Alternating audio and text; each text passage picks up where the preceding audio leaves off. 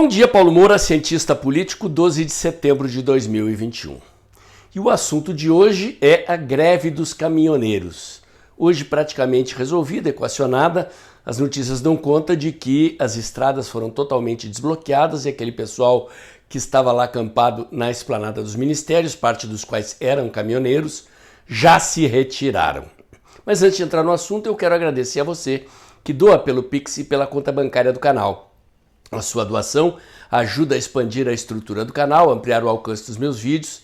Lembrando que este é um canal que faz análise política com viés conservador, à luz da ciência política e da teoria da comunicação, em vídeos curtos. E se você ainda não se inscreveu no meu canal do Telegram, o Dextra by Paulo Moura, convido você a fazê-lo. Lá eu posto diariamente as notícias e análises do site tempoedinheirooficial.com.br, onde agora eu sou editor de política, e logo de manhã cedinho os links dos vídeos aqui do canal. Criei também um canal alternativo de vídeos na cos.tv, é o Dextra Jornalismo. Inscrevendo-se no meu canal do Telegram e na cos.tv, você tem a segurança de não perder contato comigo e com os meus conteúdos, caso eu seja censurado em cada mídia social.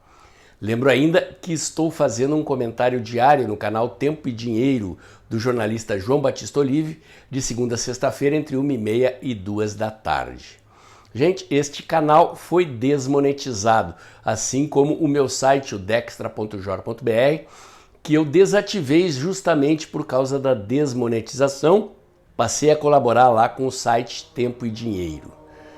Por isso, a doação do Pix de vocês é fundamental. A coisa vai piorar daqui até a eleição. A sua contribuição é muito importante para manter os canais independentes de análise e informação com viés conservador. Muito bem, gente. Antes de começar esse vídeo aqui, eu fui fazer uma pesquisa com dados sobre a questão dos caminhoneiros. Vamos lá sobre o que eu pesquisei e o que eu descobri. Os dados mais atualizados que eu encontrei são de que existem cerca de 540 mil caminhoneiros no Brasil. Esses dados são de 2019 e em 2019 este montante era composto em 77% de caminhoneiros autônomos, os outros 33% de caminhoneiros de frotas privadas ou de transportadoras ou de empresas que têm as suas próprias frotas. Observem a curiosidade, em 2016 os caminhoneiros autônomos eram 83%, portanto de 2016 para 2019 houve uma queda, nós estamos em 2021, pode ser que a categoria dos caminhoneiros autônomos ainda tenha diminuído ainda mais. Por que é que diminuíram? Por causa dos problemas econômicos que se abateram sobre esta categoria. Esta categoria é composta daqueles brasileiros que eu chamo de Novo Brasil. São empreendedores autônomos, gente que não faz parte dos mamadores nas tetas do Estado e que se somou a esse grande contingente de brasileiros que veste verde e amarelo e vai para as ruas lutar pela mudança no Brasil. Por que então os caminhoneiros, que são uma categoria que nunca havia se manifestado politicamente, fizeram aquela greve em 2018? Eu disse 2018, o impeachment da Dilma foi no final de 2016, o presidente na época da greve era Temer. Quanto custa um cavalo de um caminhão, o cavalinho como eles chamam? O que é o cavalinho? É aquela parte da frente que puxa a carreta, né? Não é a parte que leva a carga. Está em torno de 450 a 590 mil reais o cavalo de um caminhão desses grandes que a gente vê transportando grandes volumes de carga pelas estradas do Brasil. Um pneu de um desses caminhões pode custar entre R$ 2.500 e R$ 2.900 reais aproximadamente. Imagine então andar com esses caminhões pelas estradas do Brasil. Já melhorou bastante graças ao trabalho do ministro Tarcísio, mas as questões de manutenção, estouro de pneus na estrada, o custo desta brincadeira, aqueles caminhões ali têm 12, 16 pneus, sei lá quantos pneus tem, né? É custo em cima de custo. Bom, o governo Dilma Rousseff tinha criado um programa de incentivo à renovação da frota. Chamava-se Moder Frota, na qual o governo petista incentivou os caminhoneiros a se endividarem para trocar de caminhão, e muitos deles fizeram isto. Pegaram dinheiro subsidiado no banco e trocaram os seus caminhões. Acontece que em pleno governo Dilma veio aquela recessão decorrente das estripulias que o Guido Mantega, ministro da Fazenda de Lula depois de Palocci e de Dilma ao longo de todo o seu mandato, fez com a economia brasileira. Então você tinha uma situação de recessão, ou seja, os caras tinham se endividado para comprar caminhão, os fretes diminuíram em quantidade porque houve um desaquecimento da economia, os caminhoneiros estavam endividados, o diesel estava caro. Eu pesquisando aqui aquela greve na internet, eu vi lá faixas de gente reclamando do diesel a R$4, pedágios caros, estradas antes do ministro Tarcísio esburacadas, enfim, uma situação de asfixia econômica.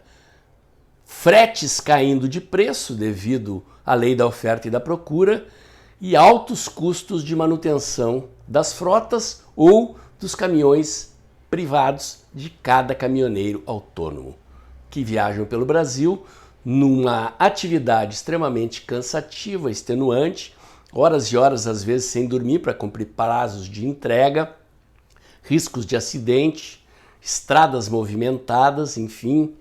Dá para imaginar o que é a vida desses caras. Tem que respeitar. A situação, então, era de asfixia econômica e aquela greve, é importante dizer, recebeu a adesão dos transportadores de carga. As transportadoras também estavam asfixiadas pela queda do preço do frete, alta do preço do diesel. Então, aquela greve não foi apenas uma greve de transportadores autônomos. Categorias de autônomos são categorias muito difíceis de se mobilizar, de se unificar e de fazer greves. São categorias atomizadas pela própria natureza do trabalho autônomo. Para aquela greve ter acontecido, naquela proporção, com a adesão das grandes transportadoras, é porque realmente os caras estavam pagando para trabalhar. Ou seja, a atividade econômica na qual eles investiram as suas vidas, se endividaram em bancos, não estava mais remunerando o suficiente para o pão de cada dia da família dos caminhoneiros autônomos e para as empresas de transporte pagarem os salários, manterem as suas estruturas, manutenção, nas circunstâncias em que nos encontrávamos naquela época. Só isso explica por que aquela greve inédita aconteceu, durou tanto tempo, teve apoio da população brasileira.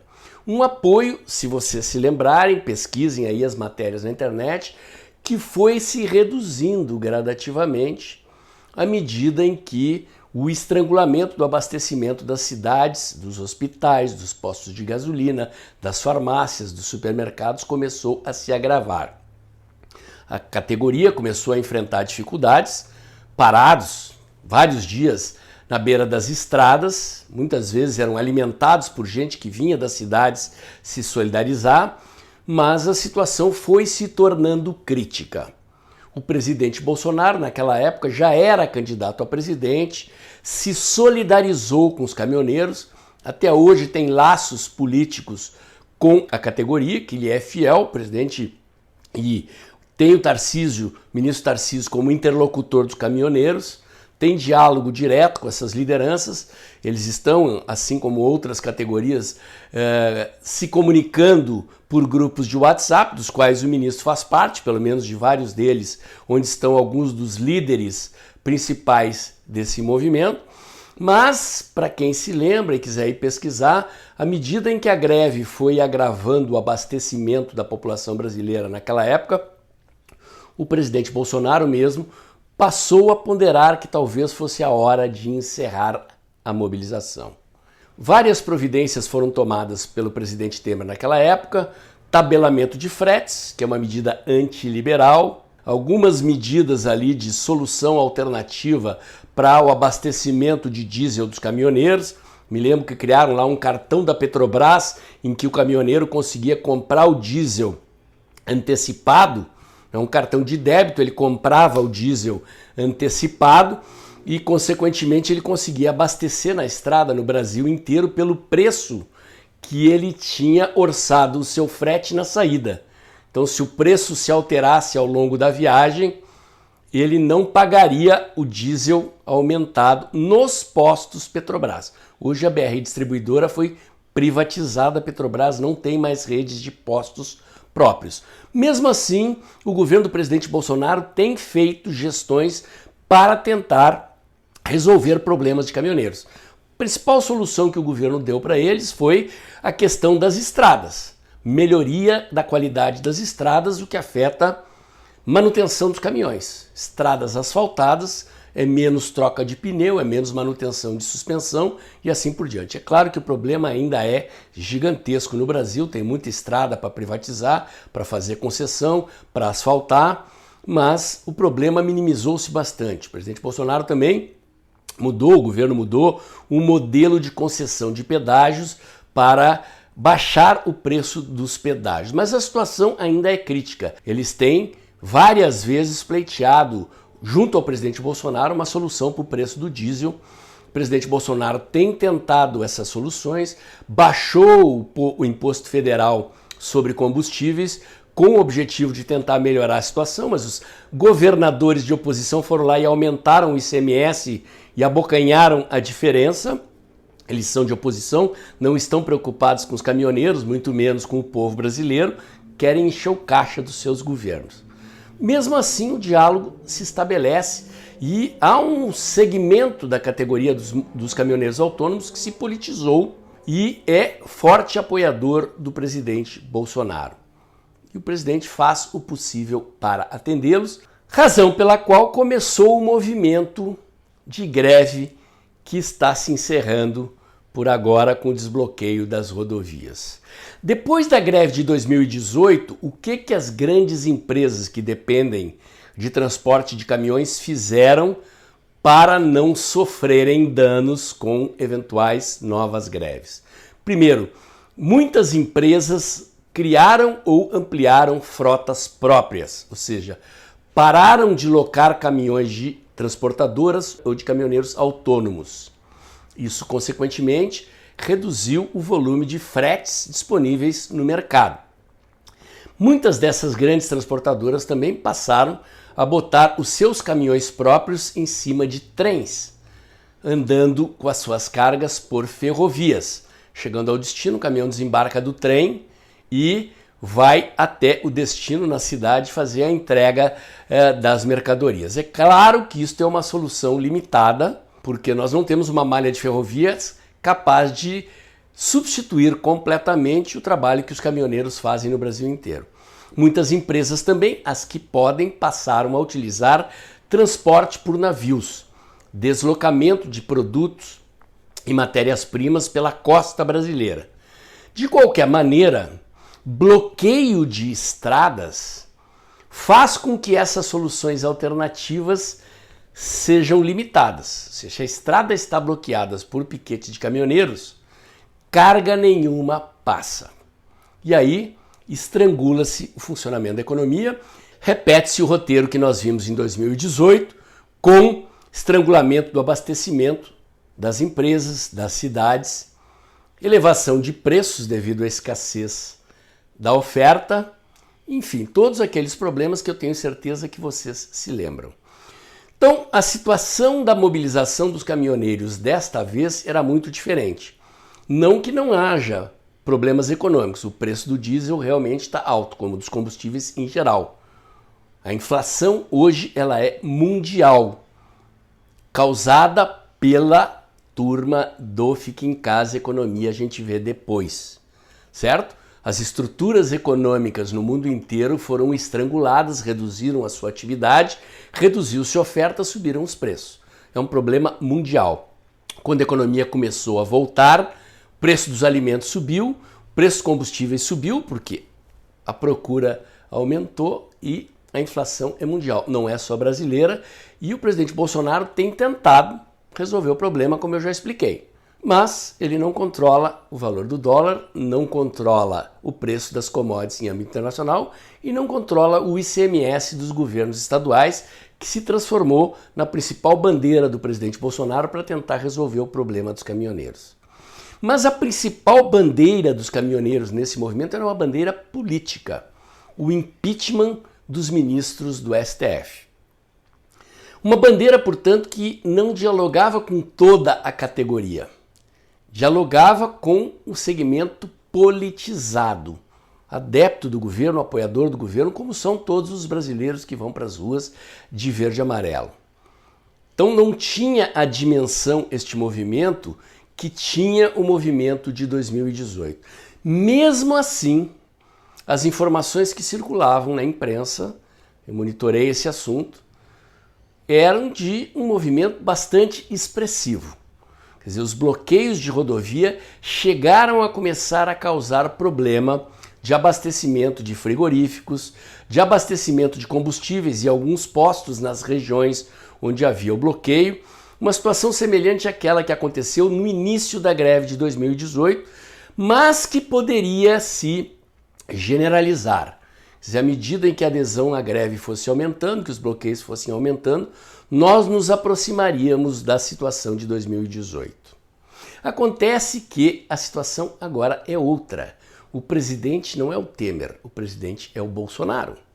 Em estradas federais, quem se vê obrigado a desobstruir no interesse do cidadão que quer ver o seu supermercado, a sua farmácia, o seu posto de gasolina abastecido, é a Polícia Rodoviária Federal, que está ao encargo do governo federal, do presidente Bolsonaro. Em caso de a coisa engrossar, é o Exército. Nós vimos em 2018, quem na situação crítica foi desobstruir estradas foi o Exército. Não houve nenhum desastre, nenhum conflito, os caminhoneiros foram saindo, desobstruindo, a greve terminou lá com as soluções que o governo Temer apresentou. Mas criou-se aí uma batata quente. O presidente Bolsonaro certamente enxergou o que ia acontecer logo ali na frente. Eu cheguei a ver vídeos de policiais rodoviários sendo hostilizados por caminhoneiros porque estavam desobstruindo estradas. Então, é diferente você estar na oposição e fazer uma greve contra um governo. Na verdade, a greve de 2018 não era contra o governo Temer, era por motivos econômicos. Agora, lógico que há o problema econômico, o preço dos combustíveis, a questão da incidência do ICMS, mas a bandeira número 1 dos caminhoneiros era o impeachment dos ministros do STF. E aí, talvez dê para entender por que o presidente Bolsonaro puxou o freio de mão e passou a agir junto aos caminhoneiros, pedindo para que eles desobstruíssem as estradas. Porque se a greve continuasse e o abastecimento do país fosse comprometido, talvez a população brasileira passasse a acusar os caminhoneiros de serem bolsonaristas e, diante da escassez de alimentos e elevação de preços, se voltasse contra o governo e contra os caminhoneiros. Sentiram o tamanho do pepino? Não deve ter sido fácil para o presidente Bolsonaro, para o ministro Tarcísio, vir a público, o presidente primeiro com um áudio que as pessoas não acreditavam que fosse o presidente pedindo, aí o ministro Tarcísio fez um vídeo dizendo que o áudio do presidente era verdadeiro, o presidente recebeu os líderes dos caminhoneiros que estavam acampados em Brasília em palácio, conversou com eles e eles resolveram se desmobilizar. O próprio Zé Trovão, que está lá no México, gravou vídeo falando disso. Tentei aqui mapear para vocês a complicação que seria uma greve de caminhoneiros. Então, se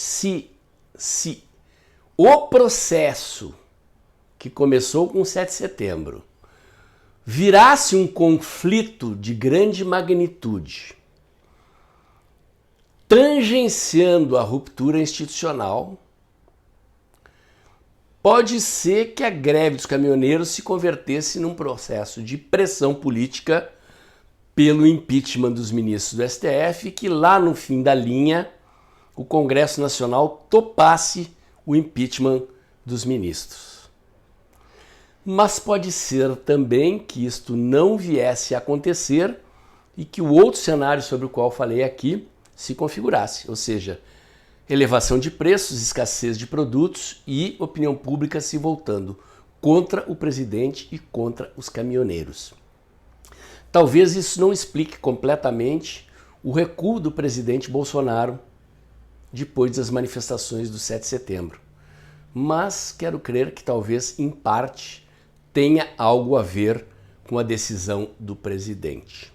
Meu comentário de hoje era esse. Se você gostou, curte, comenta, compartilha, bota o dedãozinho lá, aperta o sininho para o YouTube avisar você quando tem vídeo novo no canal. Inscreva-se aqui no meu canal. Inscreva-se também no meu canal alternativo do Telegram, o Dextra by Paulo Moura. Lembre-se do meu canal alternativo de vídeos na cos.tv, o Dextra Jornalismo. Lembre-se também dos meus comentários diários de segunda a sexta-feira entre 1h30 e 2 da tarde no canal Tempo e Dinheiro do jornalista João Batista Olive. E lembre-se do Pix, gente. Este canal e o meu site, dextra.jor.br, foram desmonetizados. Vou manter o canal, mas a comunicação que eu fazia pelo site dextra.jor.br agora será no site tempodinheirooficial.com.br. E o Pix de vocês é fundamental para que eu possa continuar desenvolvendo o trabalho de comunicação e análise independente que eu faço aqui. Obrigado a você que já doou. Se não doou, sempre é tempo. Aproveita que o vídeo está acabando, logo depois da vinheta, abre o aplicativo do seu banco e pinga um trocadinho aí, valeu? Até o próximo vídeo.